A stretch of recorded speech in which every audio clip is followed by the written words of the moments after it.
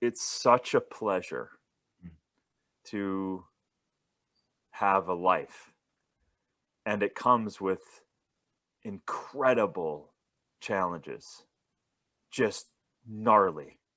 Like, look what's happening in the world, you know. Look the immense challenges happening all over the world. Like, it's not easy, but it is an experience that is there to enrich us, no matter what your experience, if you're willing to see it that way.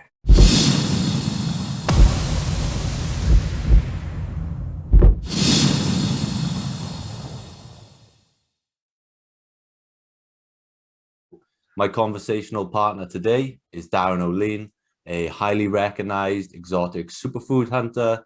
He is a co-host with Zac Efron on the widely popular Netflix docu-series Down to Earth with Zac Efron, the host of the #1 health and wellness podcast, the Darin Olien Show, and the author of the New York Times best-selling book, SuperLife, which I have right here, The 5 Fixes That Will Keep You Healthy, Fit, and Eternally Awesome.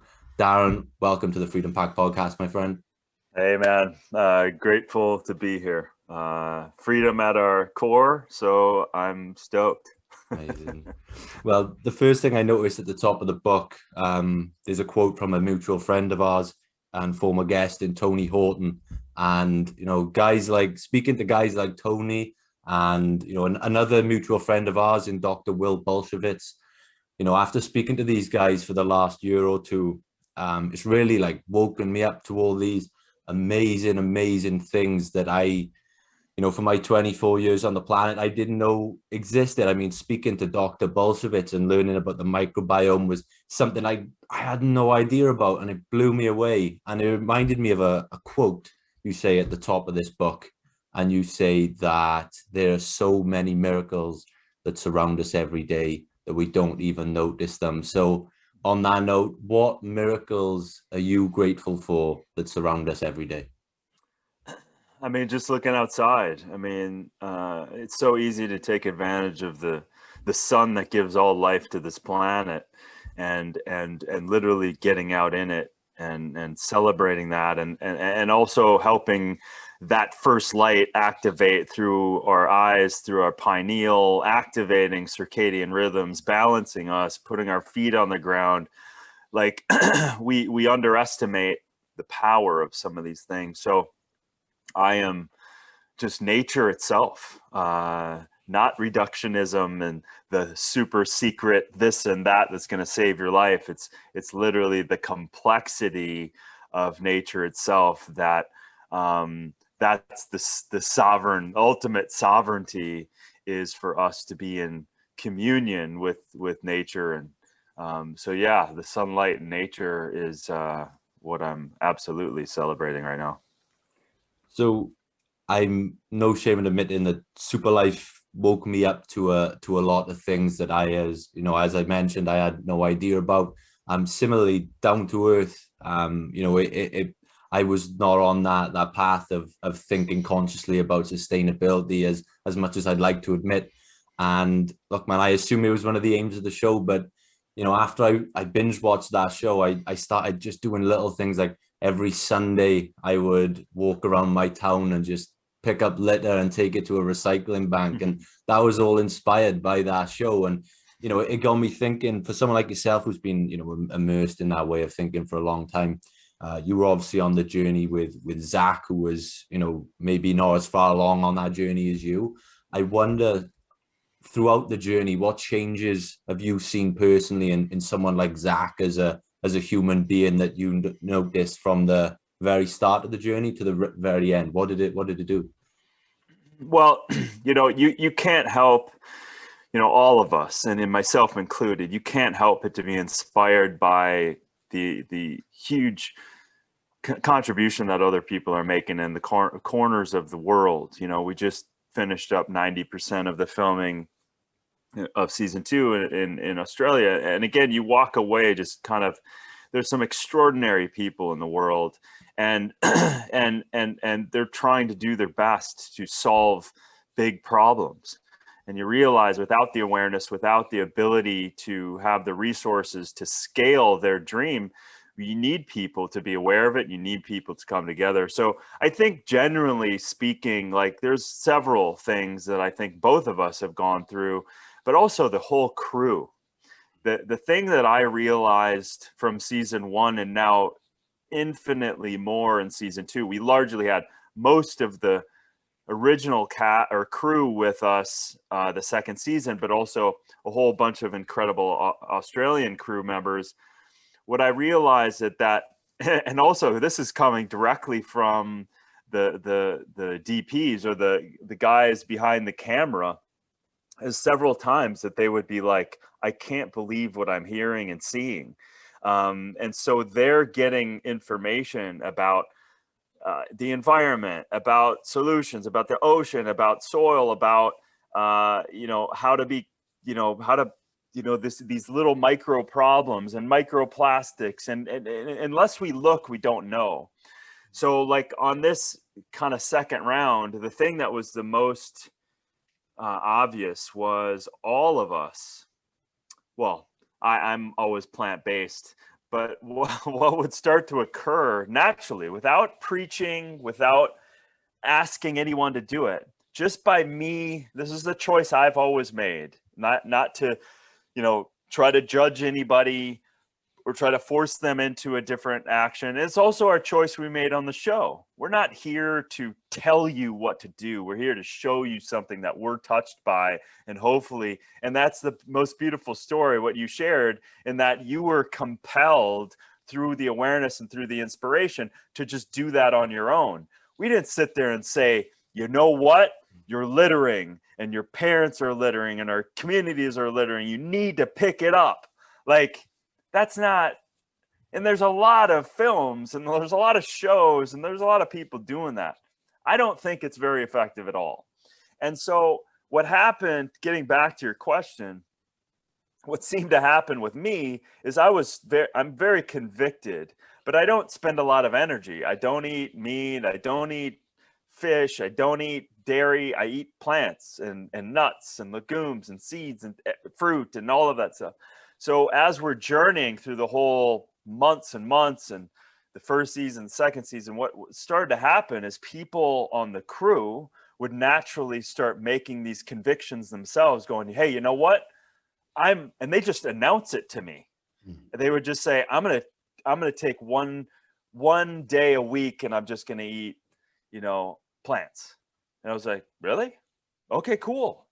And then another person, and then Zac would eventually just, whenever we'd have to put our order in for the day as we're traveling and doing all of our stuff, he'd just go, just double it. Whatever Darin's getting, just get that for me. So that's the invitation you can do from awareness, not out of judgment. We've got way too much judgment going on in the world, period. The last thing anyone needs to get is, it doesn't, like, from a big perspective and systems that are affecting the world and inhumane animal agriculture. Yeah, those are things that I don't like, and we need to change those. But I'm not going to beat someone up if they're making their choice, to support those things. That's not my job. If they have a question, if they're interested, then they will ask, and then I will invite, some other information. So the cool thing is that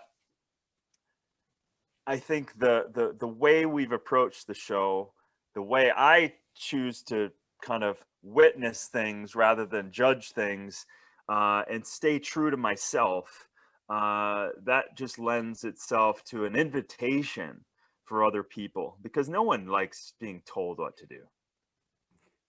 As I mentioned there about the litter picking that the show inspired me to do, it was a pretty strange experience for me.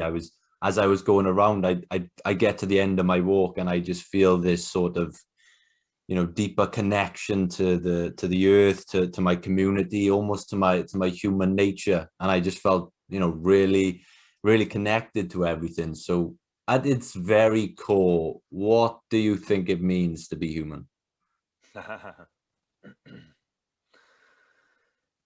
To know thyself.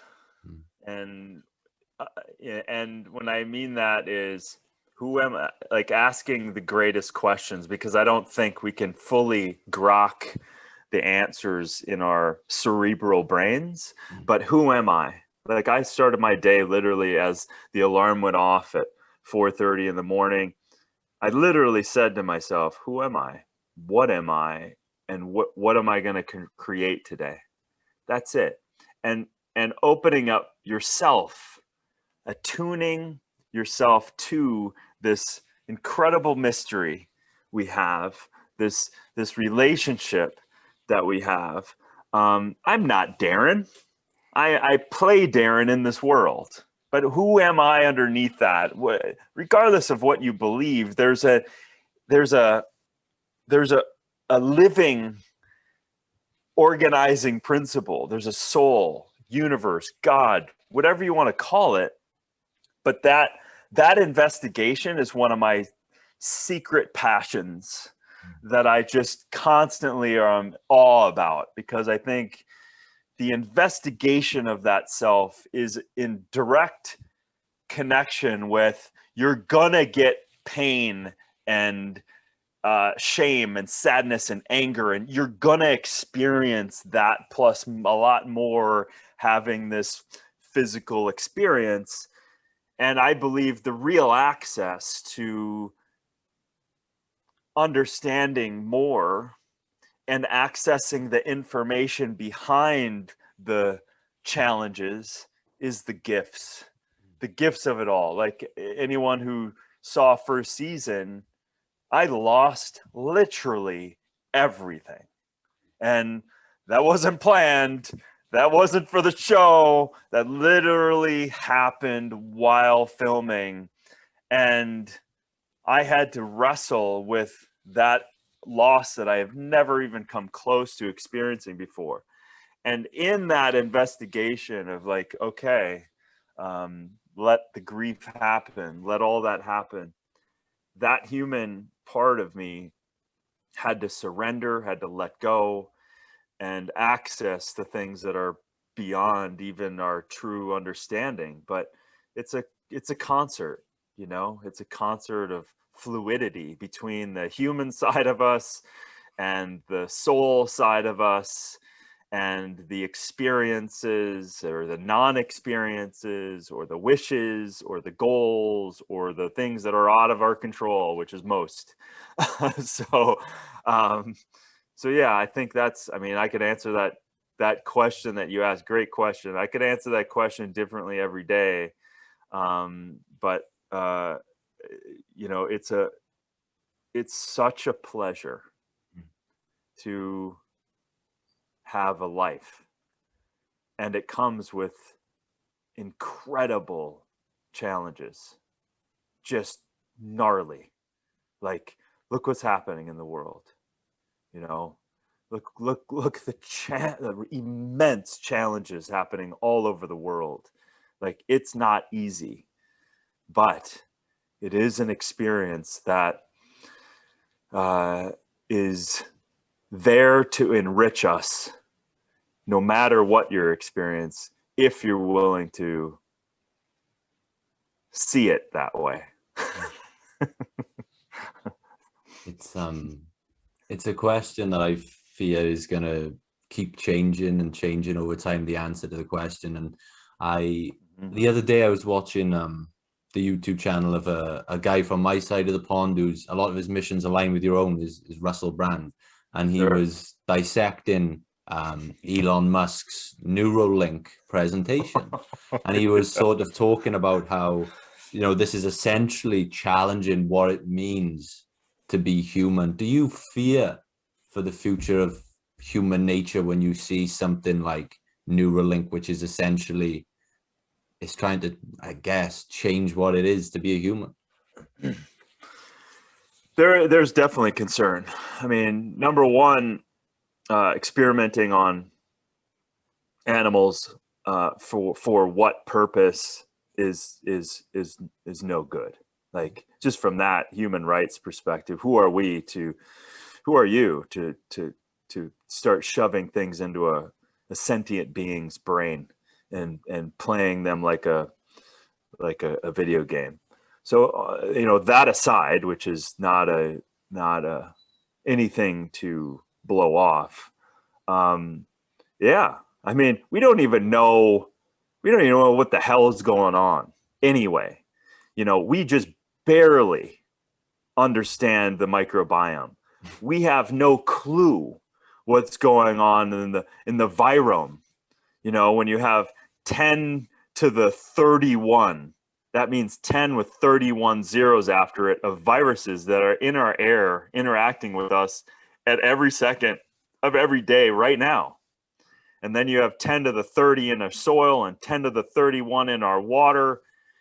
We have no idea what the mystery of this, and any person who thinks that they have, my whole thing is, listen, I love finding compounds and fruits and botanicals and I love finding that stuff and finding your way for optimization and better brain health and body health and functioning. I love that. We all love that, for sure. We want to function better as people, but not at the detriment of undermining the foundations of who and what we are.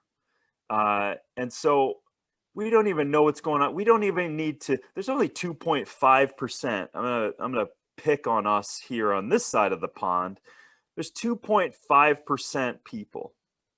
So some research done by Dr. Furman, 2.5% people of the 330 million people in America, only 2.5% are deemed healthy. Right? So what are we doing? We are so far beyond optimal. We have a lot of work to do. We have yet to come even close to optimizing ourselves in congruence with the biorhythms of the earth, the sun, the stars, the water, the oceans, the microbes, the viruses, relationships. We are so bloody behind. I think we should double down on all of that stuff. Stop eating toxic food, eliminating toxic exposure in our environments and deodorants and hormone disrupting laundry detergents and Teflon in your dental floss and aluminum leaching into your liquids and plastic leaching into your food, destroying your endocrine system, which is the master commander of your entire body. Why do you think people aren't feeling well?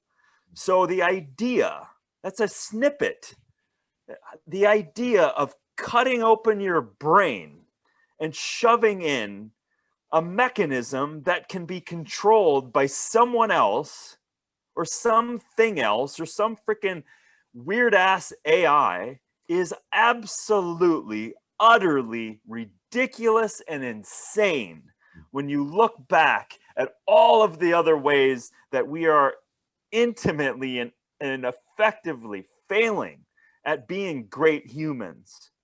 So let's be great humans. Let's stop this stupid ass insanity and let's try that. So that's the world that I would like to create.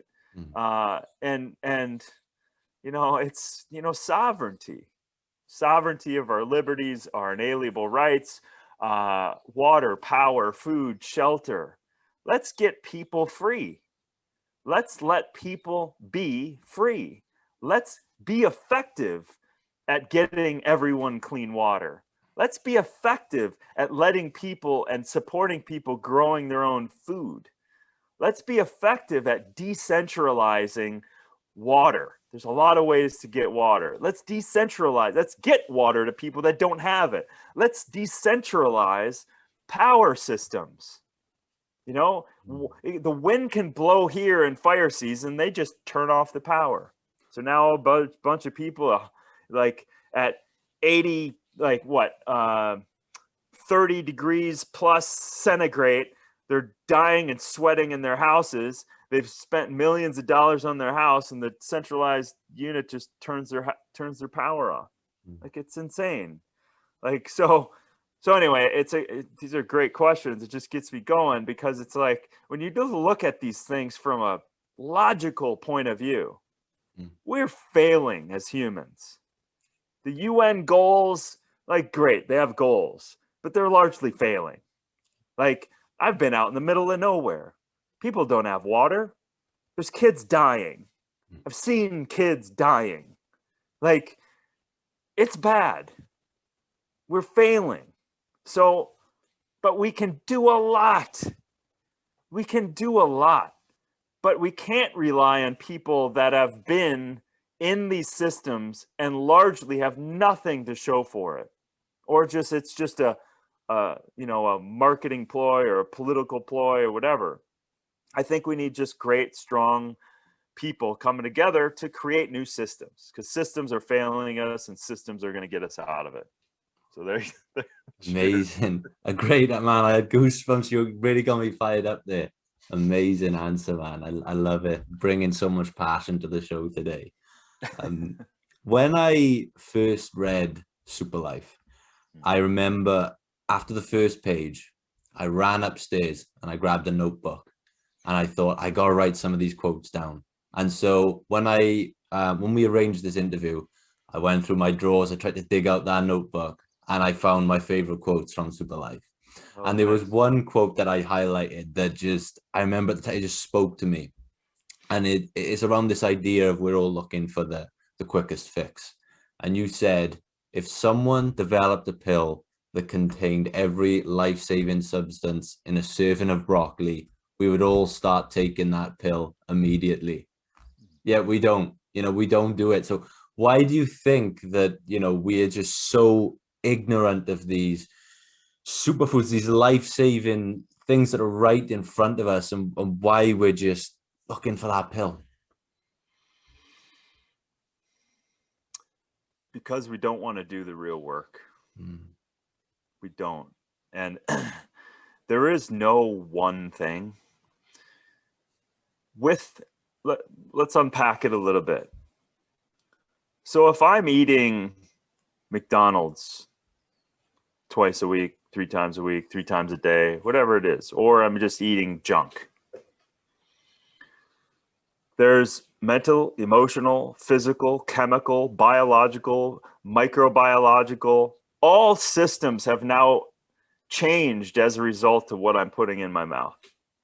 Now you've changed your environment. That environment now has other needs. The microbes. You've changed the environment down there. You've shifted healthy microbes, and you've now given, like worse microbes, you've given them food. So now the intelligence of those sends out light signals, biophotonic information to your cells, to your microbes. I need more of that. So you're thinking, okay, I need to eat more of that sugar, and then I get my insulin, and I get my adrenals, and I get all these stimulated things. And you've now changed your environment. Now you're kind of a victim to the choices you made. And so now you're addicted to all of these habits. So if I said, here's the way, here's this photosynthetic grabbing of solar sun energy, converting it into photosynthesis, converting it, uptaking the nutrient-rich humus and microbiological systems from the earth, and melding it, bringing it from the sun, and creating this incredible fruit and broccoli and sun living energy foods, like the medium of those entities, the earth and the sun meeting, that is food. Think about that. So then, if I'm going to shift to that, guess what I have to give up? I have to give up all of the chemical, biological, stimulated, addicted physiological, endocrine, all of those things that are addicted to that other stuff. And I have to deal with the mental and emotional aspect that got me there in the first place. Who knows what that is? Maybe you were abused. Maybe you don't have self-esteem. Maybe you don't have whatever. But the ownership that we have to take for ourselves and our lives is lacking. People just don't want to do it. They don't want to take ownership. They want to stay over here and they want to eat all their cake and then be able to take the pill without the work of unpacking who are you, what are you, who are you being now? Really? You're being sick, tired, overweight, no energy, and barely can play with your kids. Is that who you are? That's who you're creating yourself to be. So people, you have to unpack. And this is, by the way, it is a constant, ongoing responsibility that is all on us. Every day, every second, our responsibility, our choice. Life happens, we choose. Life happens, we choose. Life happens, we choose. We get to choose how we react to everything. So if you want to keep all of that stuff packed down and just eat your Dorito chips and eat your pizzas and whatever, then cool. That's your choice. But that's it. You only get to go so far in the game of life because there is a consequence to those actions. You will have to pay for those investments. You have to pay that credit card.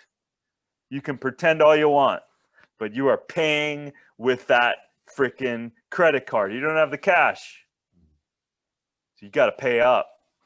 And unfortunately, you kind of get by and you get stimulated and you go day to day to day to day to day to day, week, month, year. And all of a sudden you wake up and you're like, what is this pain I have in my stomach? What is this bulge I have on my lymphatic system? Like, oh shit. Like, what is that? It's a tumor, it's a cancer, it's heart disease, it's diabetes. Things don't just show up. Like there's an environment that creates the environment for those things to grow, to proliferate, to invite in or invite out. Which is why, listen, take care of yourself. Drink well, drink great water, sleep, move your body, eat a wide variety of polyphenolic, incredible antioxidant food, eat the rainbow, and take care of your relationships and be happy. Hell, just by the act of being kind, we absolutely know is a chemistry set of oxytocin, serotonin, vasopressin that stimulates the immune system, that elevates the brain, and that creates longevity markers in the body. So you get so much benefit by being kind to people. But think about all those people that are also pushing all this down, and you're really not in congruence with your real self.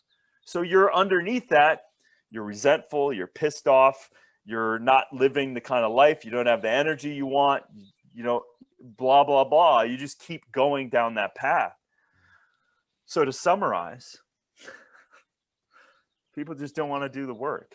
They don't want to actually exercise the humanness of them, that take responsibility of yourself and your life. And you don't get to get out of jail free.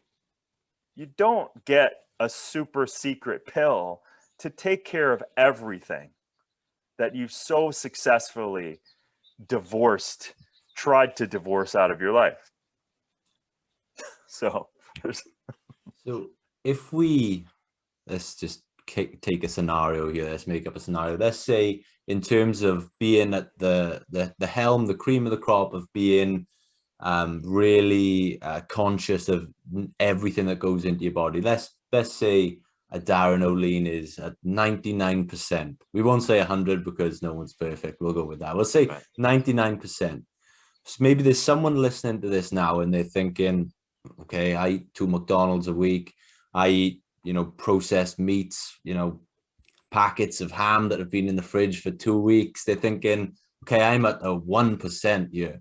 And they're thinking, okay, Darren Lewis, it may be untenable for, the idea for me to go from 1% to 99% by next month. But if that person went from just 1% to say 5% even, is there enough scope there for that to drastically improve their life?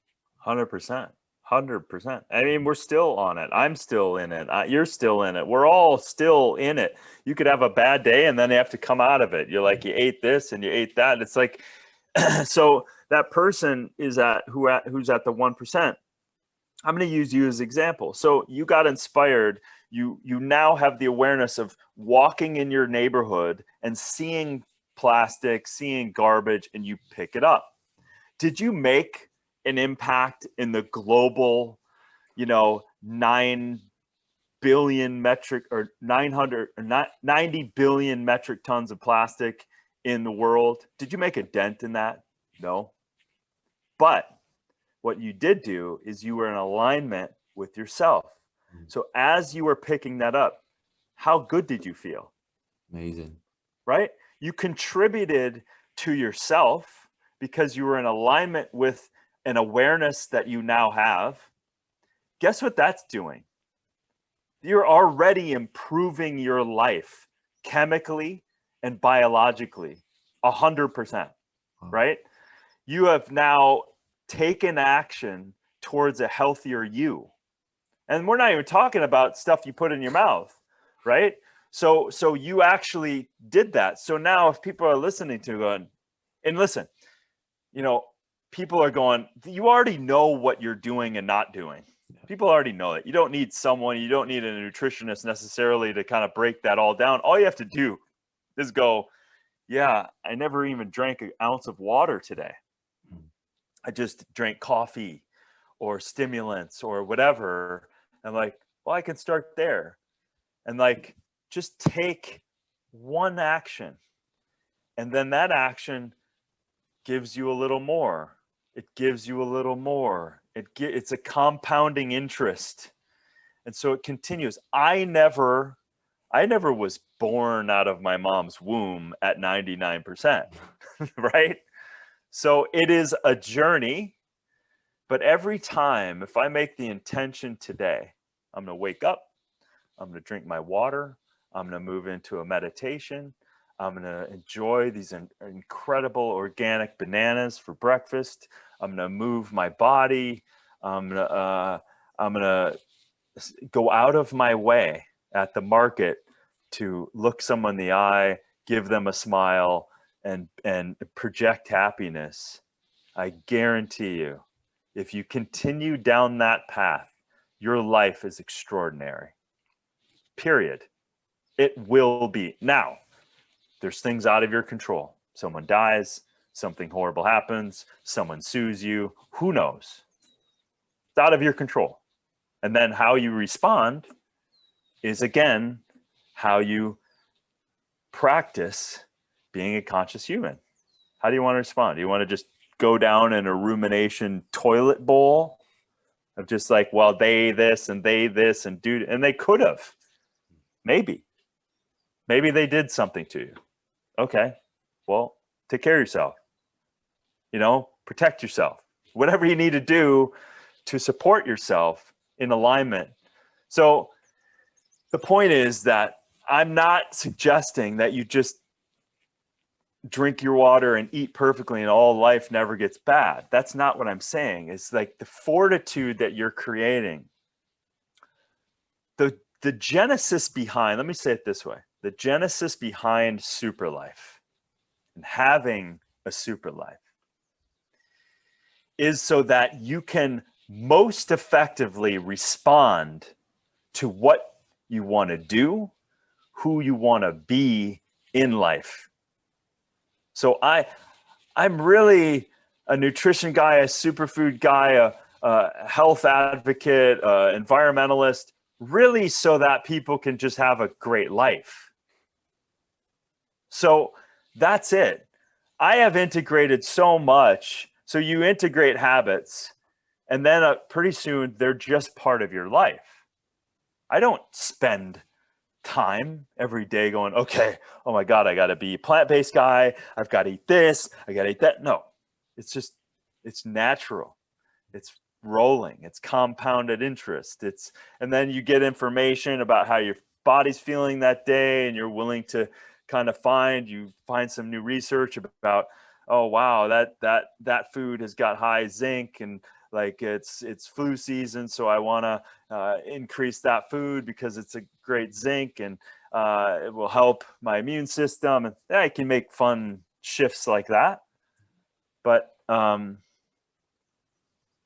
it's taking a step, and like you said earlier, picking up that trash made you feel good right now.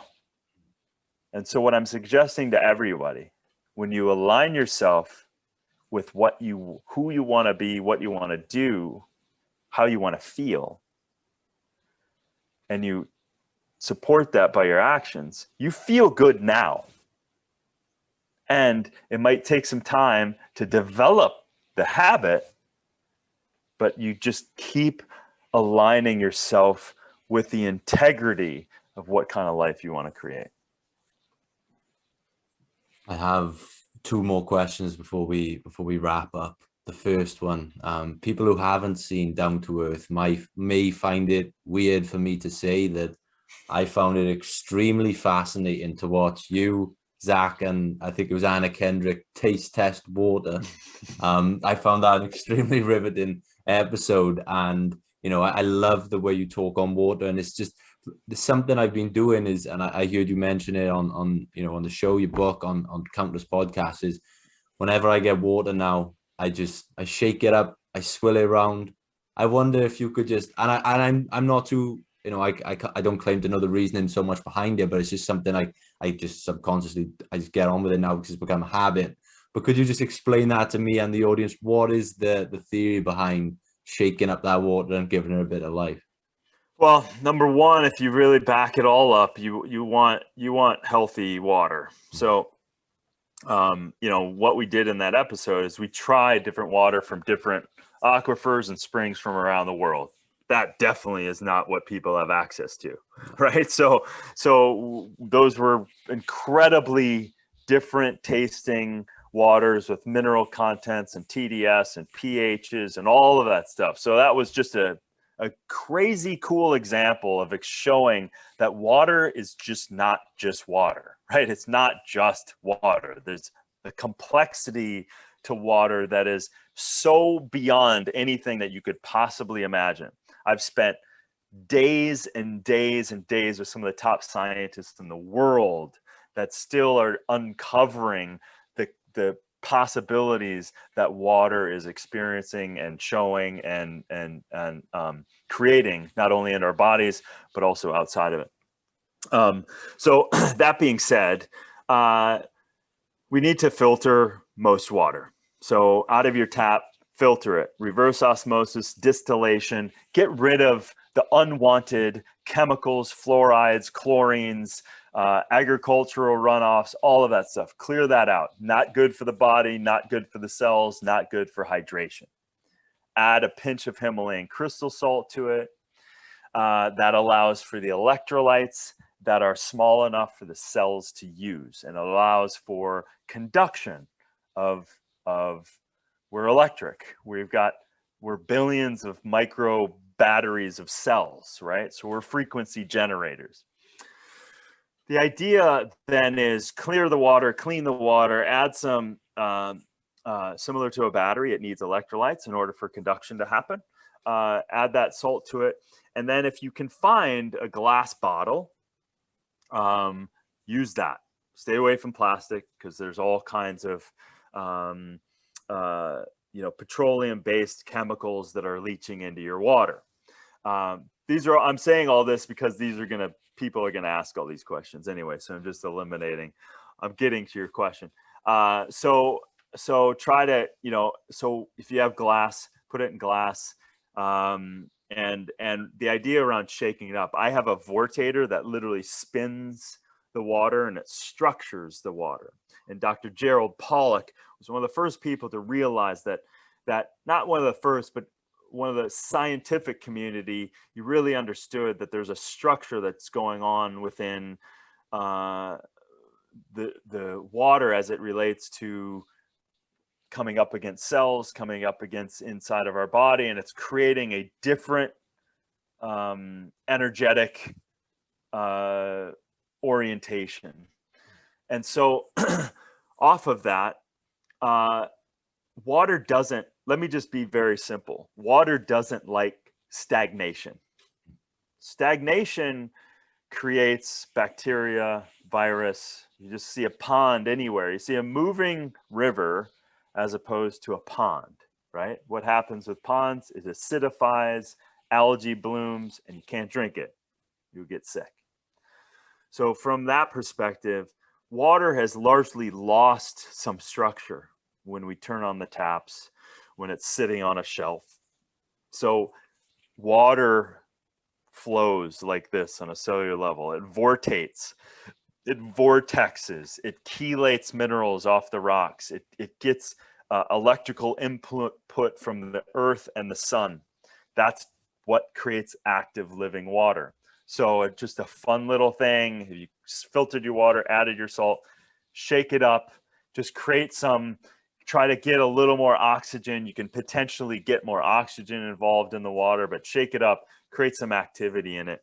And then if you really want, there's all kinds of vortexers and ways to structure the water that may feel and seem that it's out there science, but any great scientist who has been willing to study water knows they know very little about how powerful and how structural the water really is and can be. The last question I have for you, maybe not such a deep thinking one, but more of a fun one. On the Lewis Howes School of Greatness, Lewis asked you for your top 5 superfoods. I remember at the time I wrote them down, I tried to get them. I couldn't get them. They weren't so accessible to me. So this may be a question more for the guys closer to the 1%. But if you could give us maybe 5 superfoods that will be accessible to anyone who lives near a supermarket, a greengrocer, something we can all access. Can you give us 5? Good question. Yeah, I think the easiest and the most economic is I would start with broccoli seeds, organic broccoli seeds, and you can sprout them. And those have so much anti-cancer and antioxidants, sulforaphanes in there that you can literally get a mason jar, right? You get a lid with a little mesh lid or just a cloth, and you put 2 tablespoons of seeds in the bottom, and you wet that, you get fresh water over it, and then you dump it out. Well, you actually soak them first, and then every day you cycle water through them twice, and then they'll start sprouting. So basically you're sprouting the seeds. This will fill up the whole mason jar for maybe, what, 5 cents, right? So now you have an incredible, powerful, antioxidants, anti-cancer rich broccoli seeds. One would argue more nutrients in the broccoli seed sprouts than the broccoli itself. So, and you can literally, we could say all 5 of the superfoods, you could do that for. Zucchini beans, you could do that. You could sprout lentils. You could sprout kale seeds.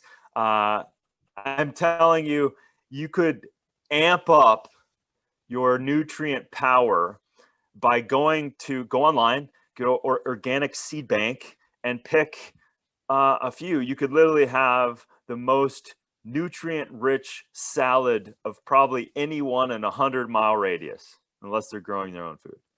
so you can literally do that. That's what I would say. Anyone and everyone can do that. I mean, there's also flax seeds, chia seeds. You can just soak chia seeds, and they make this nice little gel, and then you can add it on anything. Doesn't have much of a taste. You can mix it in all kinds of stuff. A cup of blueberries a day is so powerful. That can increase your natural stem cells that heal everything in your body by 6 times in 30 days. So if you eat a cup of blueberries every day for 30 days, your stem cell production in your body will increase by 6 times, right? And so those are kind of things. And then, ginger, turmeric, these things are old, ancient, powerful remedies that can be used as teas, that can be used in curries, that can be used, all integrate those into everything. Star anise is great additive. It's kind of like a licorice fennel. Certainly can help the immune system right now for people. Yeah, I mean, it goes on and on, but yeah, that gives a little glimpse. Amazing practical advice, as you've given throughout the entire podcast. So thank you so much for bringing the value to the podcast. And not only that, to my own personal journey, you've been like the sort of the figure that I've looked to along my own personal journey. So thank you so much for that as well. Thanks, brother. I really appreciate it. Thank you, brother. Okay. Hey, great questions. Thank you so much. That means a lot.